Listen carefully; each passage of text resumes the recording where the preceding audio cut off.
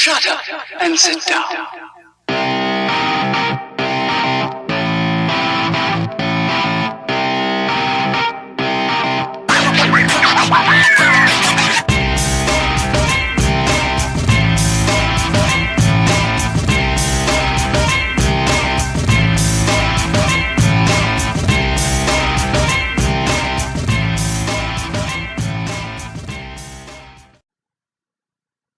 Hi guys, welcome to my channel. This is Split Decision Boxing. My name is Ray Peck. I hope you like this channel.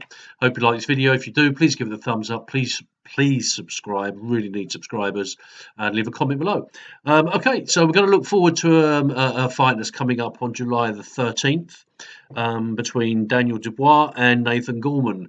Really looking forward to this fight. We got two British fighters here, both undefeated.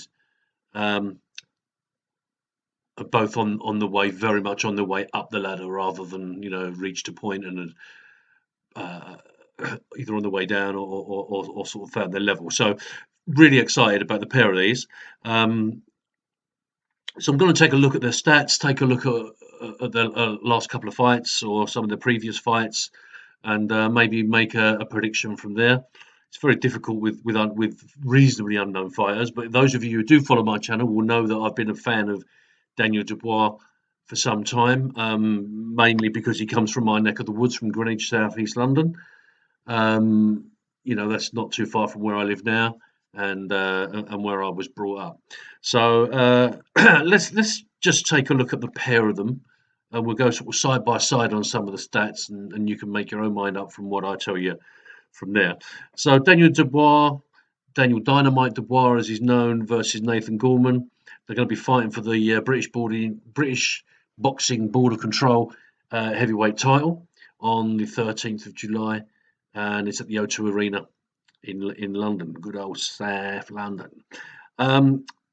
Daniel Dubois, age 21, Nathan Gorman, age 22, so youth is very much on both their sides. They've got a whole career ahead of them, and I actually think that even whoever loses this fight, there has to be a loser, I guess. It's not the end of the world for them. It would be their first defeat, and providing it's not an embarrassing defeat, once a very one-sided fight, whoever loses, they not offers one defeat, but they just move on and possibly get the rematch and take it from there. So Daniel Dubois, as I said, is from Greenwich in London. Nathan Gorman is from Nantwich in Cheshire, a lovely part of the world up there, Cheshire. Height: Daniel Dubois 6'5", nothing in this. Gorman 6'4.5", so half an inch height isn't going to make a great deal of difference. The reach, there's quite a bit of difference. Okay, but I'm going to touch on this. So Dubois has got a 78-inch reach, which is 5 inches more than Nathan Gorman. And for those of you who are not regular boxing followers and don't know, the reach is measured from sort of putting your hands out and it's tip of your finger to tip of your finger. So it doesn't always tell the story, because if you've got a wide frame and a big back, big wide back and that, you can actually have shorter arms but the same reach. So although there is a 5-inch difference, technically it makes a difference, but how much of a difference, I think, is spoken about a little bit too much, in my opinion. In terms of experience, so Dubois had 11 fights and Gorman's had 16, so he's had 5 more fights at a similar level, I would say. But those 5 extra fights, that's almost half again of Dubois' experience, so that is in the bank. That makes a difference, if you know what I mean. In terms of rounds fought, again, 33 rounds for Dubois, 76 rounds, so plus 43 rounds for Nathan Gorman. Facts and figures and stats, I know, don't always tell the truth, but those two could be telling factors, because it's the rounds, the competition rounds. I know the sparring makes a hell of a lot of difference, but the competition rounds, the actual rounds where you're really fighting for something, that's where you build up your experience and your knowledge of the game, and you learn your ring craft. So he's got, to have he's got more rounds more than Daniel Dubois has actually fought. So he's fought 43 more rounds than Daniel Dubois, and Daniel Dubois only fought 33. So, he's got Dubois' round experience again, if that makes sense. And I think that will count for something. 'Cause as I said, that's where you learn your experience. Knockouts: 10 for Dubois, 11 for Gorman. So there's a little bit of a difference there. So if you look at it, although he's had one more knockout over more bouts, so his knockout percentage is lower. So he hasn't managed to put everybody away, whereas as Dubois has managed to put pretty much everyone away. Again, you have to look at the level of opponent that they fought up to this point. I'm not going to say it's questionable, because it's not, because anyone who steps into the ring, to me, is a hero. There we go. So Dubois made his debut on the 8th of April 2017, where he fought Marcus Kelly, and he won by a technical knockout.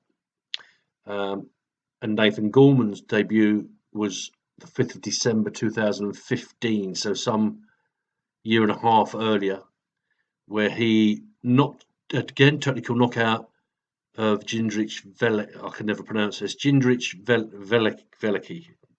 You'll know who I mean. Who's he fought? Who's Dubois fought? He fought Tom Little on the 23rd of June last year, and that was for the English heavyweight title, and he won that one. And then he went on to fight Razvan Kojanu, who he beat by knockout at the Royal Albert Hall, and that was in March earlier this year, so just a couple of months ago. And that was for the WBO European heavyweight title. So as it stands at the moment in terms of titles held, Dubois holds the WBO European heavyweight title and the British Boarding Boxer Control English heavyweight title. Now we move on to Gorman. Gorman, his debut, as I said, was December 2015. In November 2017, he beat Mohammed Saltby for the WBC International Silver Heavyweight title, and he beat him by a TKO. And he defended that on the 22nd of December last year against Razvan Kojanu, who I just mentioned, lost to Dubois in March this year. So he defended it to Razvan Kojanu, and he won on a unanimous decision win. So the one of the fights they've got in common is Razvan Kojanu, who Dubois beat on a knockout, and Gorman beat on a unanimous points decision win. Just remember that could be quite an important factor when you're trying to consider who you think is going to win this fight. As I said, Dubois, he's got a similar physique to AJ. When I've seen him fight, he doesn't look as if he's got. I mean, although he's knocking these guys out, he doesn't seem to have the same power that AJ carries. That will come, I'm sure, with experience, with training, with gym work. Something you can always work on is your power.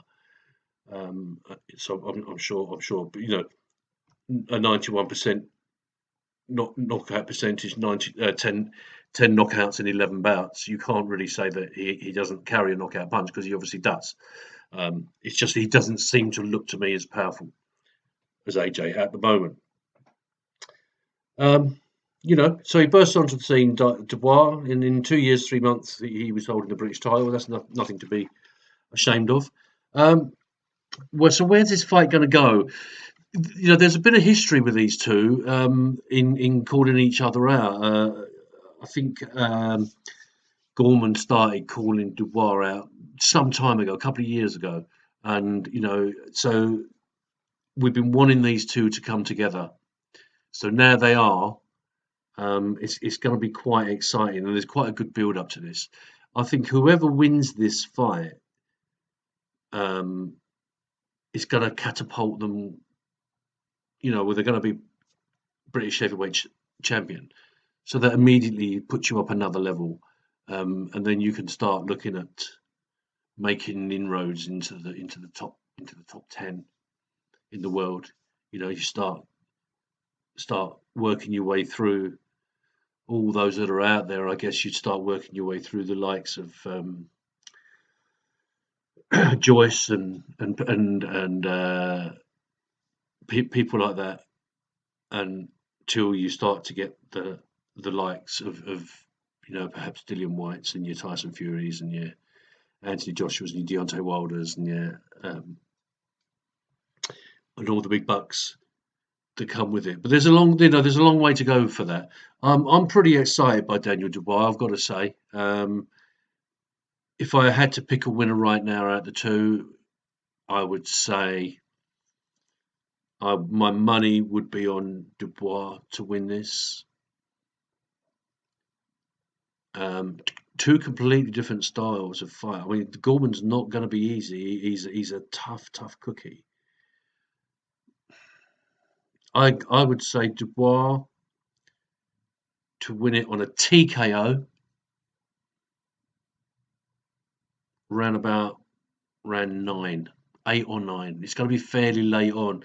I think Gorman's going to be a very durable fighter, and I think he's going to put Dubois in quite a bit of trouble earlier on in the fight. So it's whether Dubois can weather the storm. To be honest, it's pretty much anyone's fight. They're going to have two. It's North versus South, which is great as well. So the O2, the atmosphere. I've been in the O2 a few times now, several times.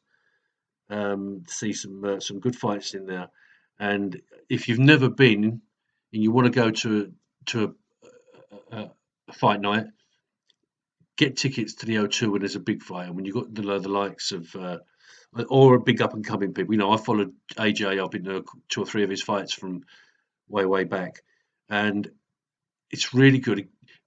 Little tip: don't just turn up for the main event. If you're going to go there, make a whole evening of it and get there for the really early fights for the undercard, because it might only be you and your dog in the arena, and you have for each smaller bout that's on, they'll have their little pocket of fans that are there to cheer their fighter on. And then as the night goes on and the arena starts to fill up, and when you get a fight like Dubois and Gorman, where you've got London versus Cheshire, North versus South, there's always quite a lot of banter and needle going on there. Be prepared to see some things in outside the ring that you don't particularly want to see. But it does. The O2 always puts on a great night, a great atmosphere for boxing, and the ones I've seen have usually been under Matchroom, under Eddie Hearn and his events. But they are great. They're good nights, and I thoroughly recommend them. Get yourself in there. So that's my prediction. Dynamite Dubois. I go further than that. I've said this in an earlier video. I predict him to be a future heavyweight champion of the world. You heard it here first, fight fans. Keep listening. This is Ray Pack from Split Decision Boxing. Please give it a thumbs up. Please like my video. Please leave a comment. Take care. See you soon. Shut up and sit down.